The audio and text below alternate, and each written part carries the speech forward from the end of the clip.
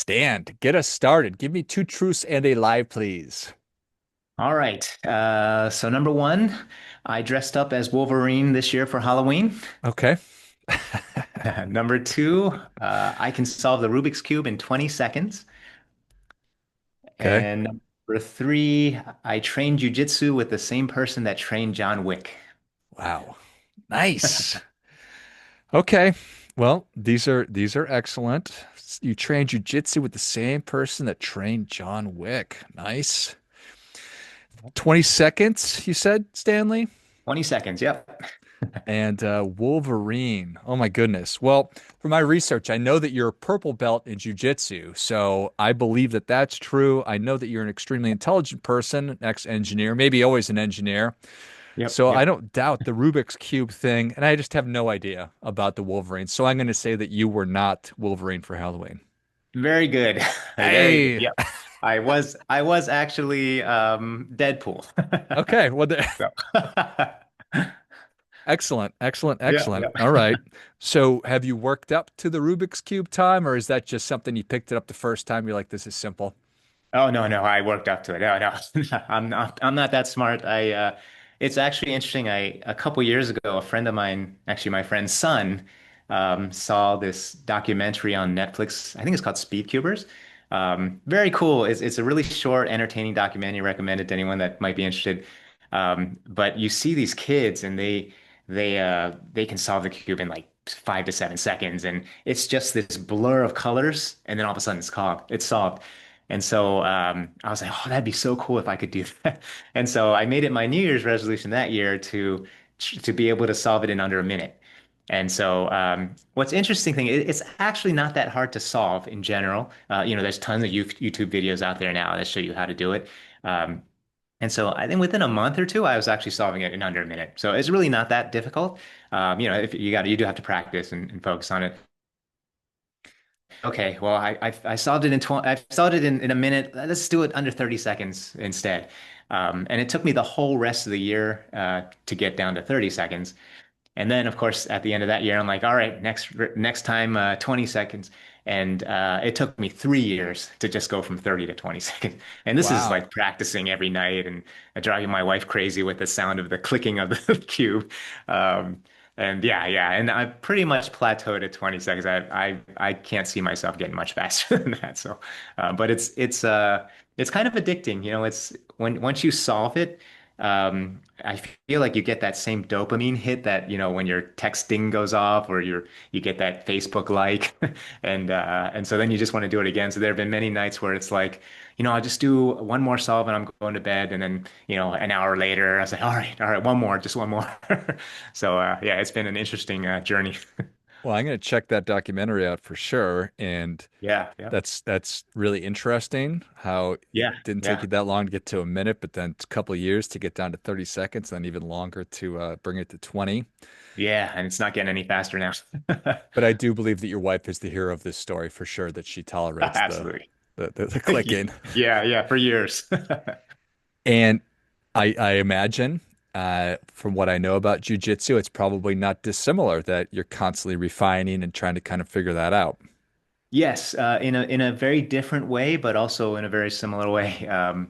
Jiu-jitsu is definitely the hardest thing I've ever done. I've actually done a lot of sports, when I was younger and everything, but I've never done anything quite as challenging as jiu-jitsu. I've been doing it about 8 years now. And most other sports, right? If you really focus on it, no matter how athletic or unathletic you are, if you play that sport, 3 times a week, you're really hard working at it. Within a year, you'll probably be a pretty good beginner. A couple years, you'll be pretty good at that sport. So I've been doing this 8 years, and like you said, I'm a purple belt, which is like just in the middle.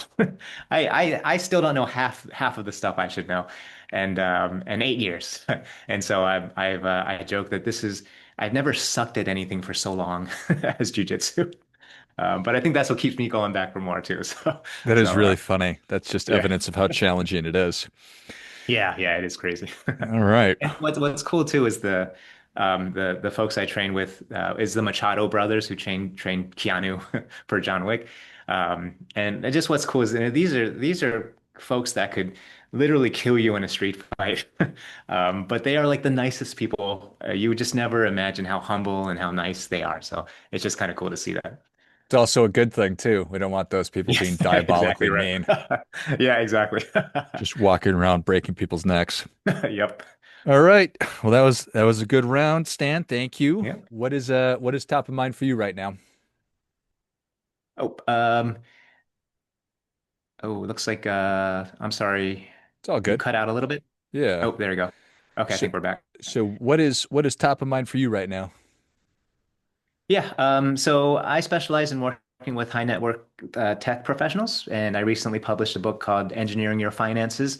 It's basically about wealth management for engineers and executives in high tech. I felt this was kind of a good time to write it just because, we're in the information age and tech professionals, engineers especially, like to look things up online. And as you probably know, there's a lot of good information out there, but there's also a lot of bad information. I think you had done an episode of, people are giving financial advice on TikTok now, and people are asking AI for financial advice, and I think it's getting even harder to determine what's right and what's wrong. Um, and so I thought the book was it was a good time to write a book, and just it basically goes over sort of fundamentals of financial planning through the lens of a tech professional, so that they're able to get to the right answers quicker, and a little more confident in knowing they're doing the right things. And was I correct that you were an engineer or still are? Yeah, yeah. So my origin story was basically I have a master's degree in electrical engineering from Cornell. Hmm. I went to work for IBM for a couple years. I did computer chip design for IBM in New York for a couple years, and then this was the late 90s and the t peak of the tech bubble. Everyone said if you're working on computers, you need to be in Silicon Valley, and so I picked up and moved out to California. Um, and uh, and yeah, I worked for Agilent Technologies out here. And then in 2002, I bought my first house in California. I moved in on a Saturday. That Sunday, I was sitting in my living room, patting myself on the back. I was so proud of getting my first house. And then Monday, went to work. Manager called me in the office and told me I'd been volunteered to participate in the workforce reduction program. And Congratulations. yeah, exactly. I was young and naive. I didn't even know what that meant. I was, oh, that sounds great. What's that mean? Cool. So yeah, yep. And so yeah, so I got laid off.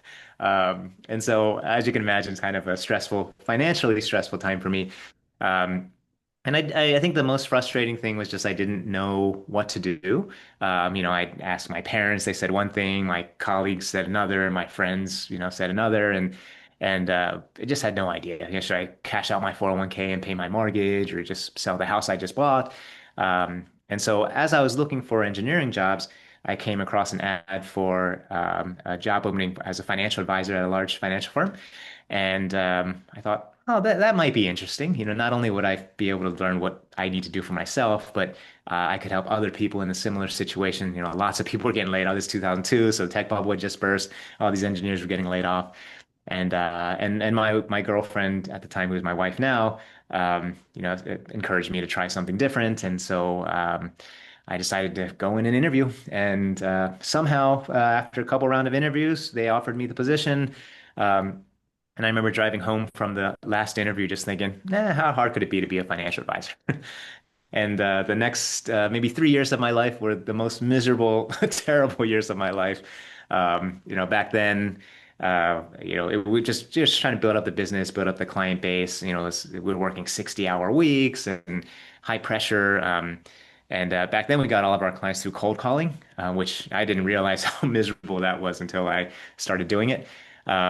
And so a couple years of that, it started affecting my health, even my relationship. So my wife was then giving my resume out behind my back to her engineer friends, hoping that I'd go back to engineering. And uh, in 2006, I took the leap and became independent. I became an independent franchise owner of a large financial firm, which is where I am today. And so things started getting better at that point. Got my feet under me, built up a client base, started working with more tech professionals. At some point, realized that hey, I have a lot of tech professionals as clients. So then intentionally started to dig in deeper, look at what common benefits they have, common issues they face, and so forth. and that's gotten me basically to where I am today. And so, and now, of course, I love it. Now this is the best career I can imagine being in anything else. It's just so emotionally rewarding to help people, but I look forward to seeing my clients. I look forward to going to work every day. But it didn't seem like it when I got laid off. But now looking back, getting laid off was the best thing that could have happened to me. All the dots connect looking backwards. Yeah, exactly right. They always do. Well, I Yeah, think it's fascinating. Kudos to you for being, getting a master's degree from an Ivy League school in electrical engineering.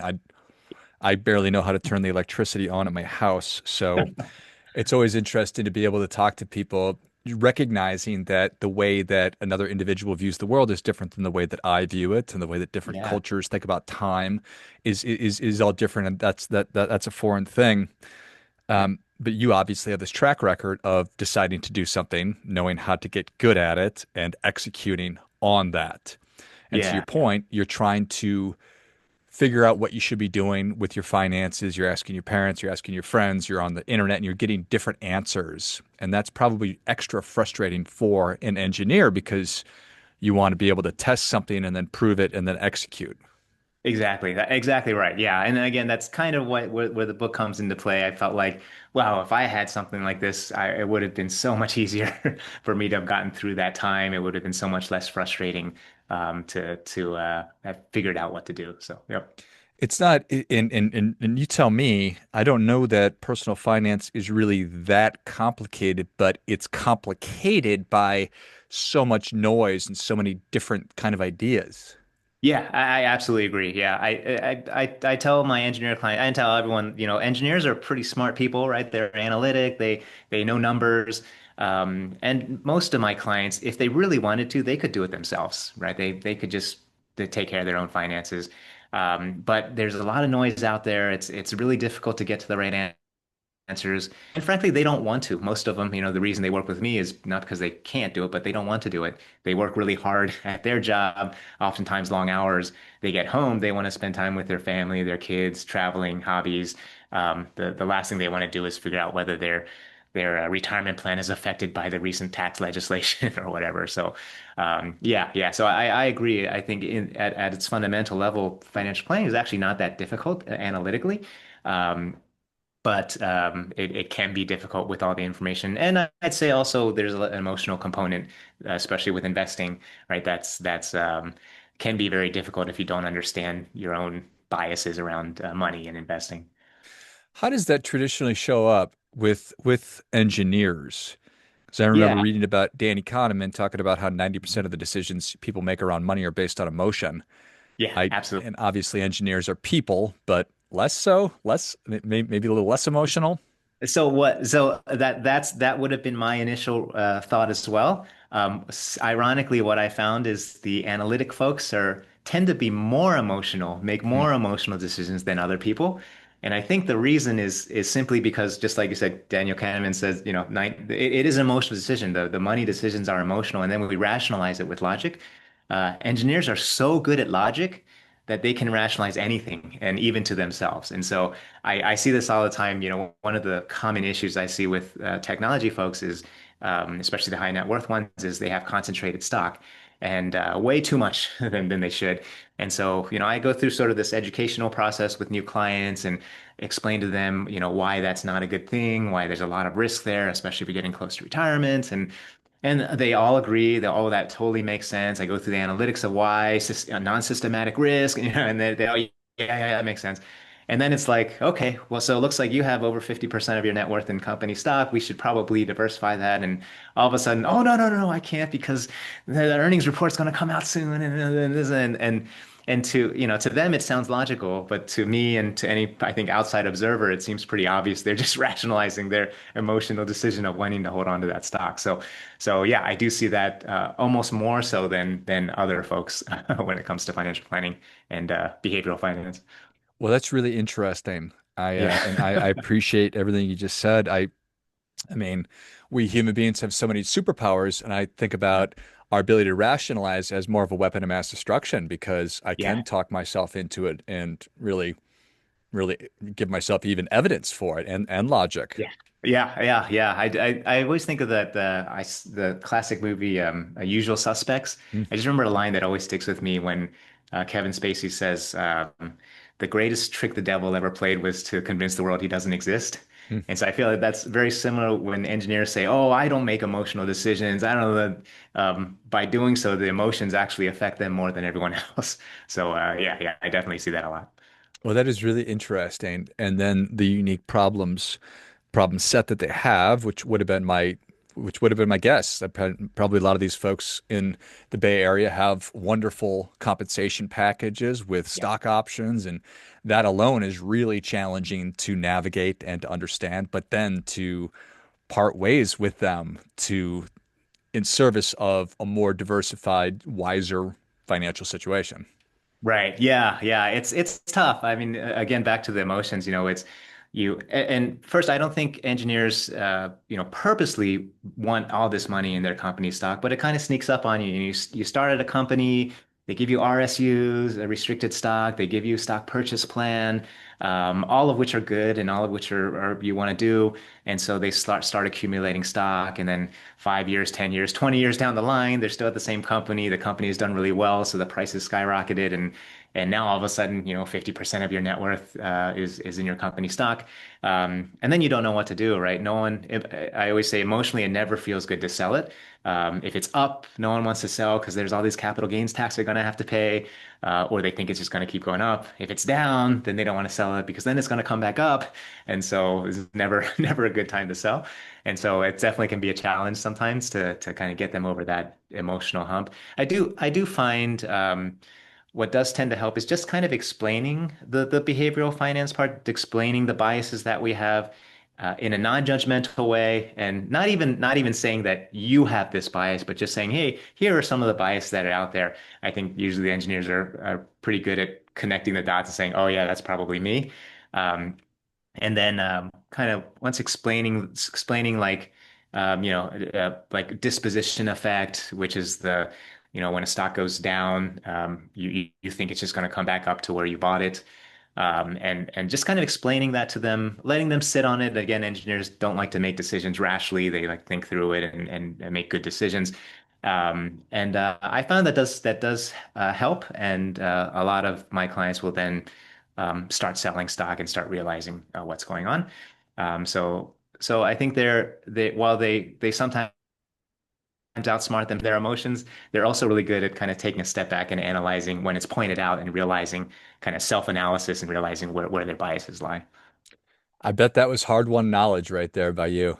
Yeah. Oh, yeah. Yep. Certainly. I know a lot of my colleagues think I'm crazy for specializing in working with high net worth engineers because they hate working with engineers.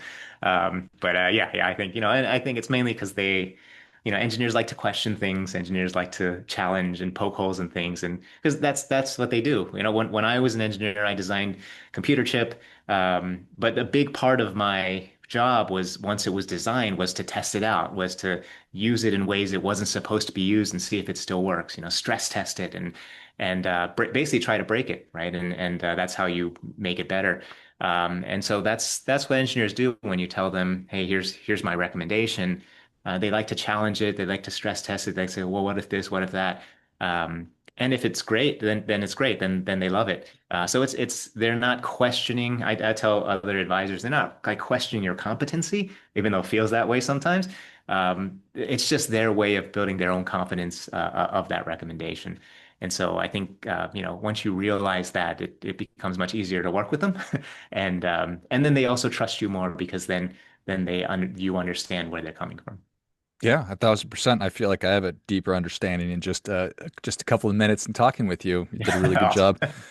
sort of explaining that, and it makes sense. I mean, if all day long I am making a hypothesis and testing it and essentially attempting to break the thing, whatever the thing is that I just created, Yep. somebody shows up and says I should sell my position that I've held on to for 10, 20, 30 years, well, I'm going to have some pointed questions just to make sure that this guy, gal knows what they're talking about and that this is actually going to be to my benefit.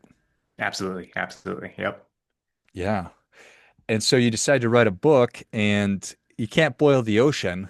So how did you I mean, is it is it tactical and then sort of that emotional stuff that we talked about, or how did you structure? Yeah, so I kind of structured as just the fundamentals of financial planning. So I break the book down into sort of the seven key areas of financial planning that the CFP board used to have out there, and I do break it down into a sort of a more systematic way, so that engineers can look at it and kind of think of it as an approach as if you're designing a computer chip or something. And so, they're each of the parts, and how do you analyze each part?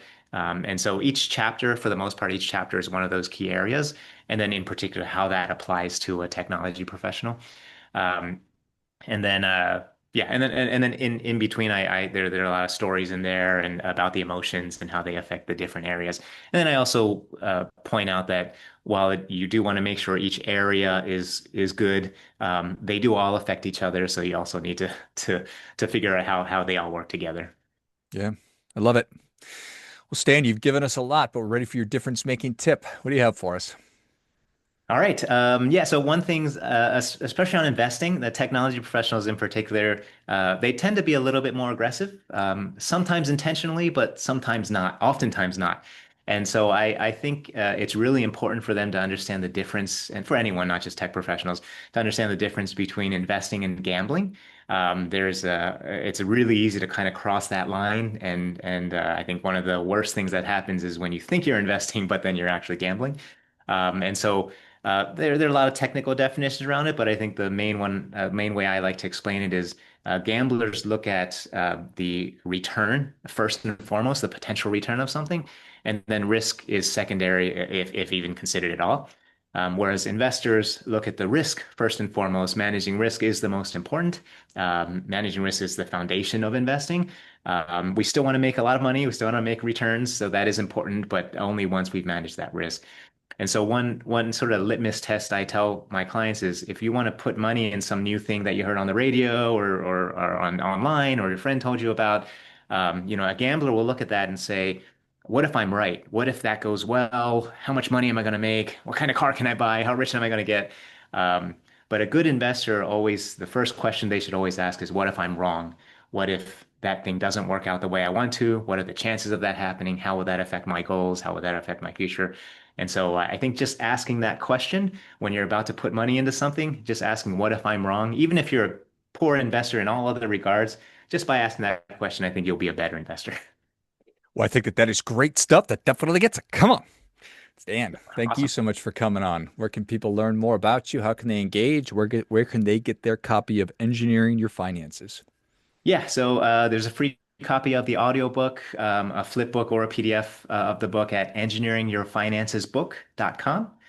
And then if you have questions or want a physical copy of the book, you can just email me at stan@engineeringyourfinancesbook.com, and I'm happy to send you a free physical copy as well.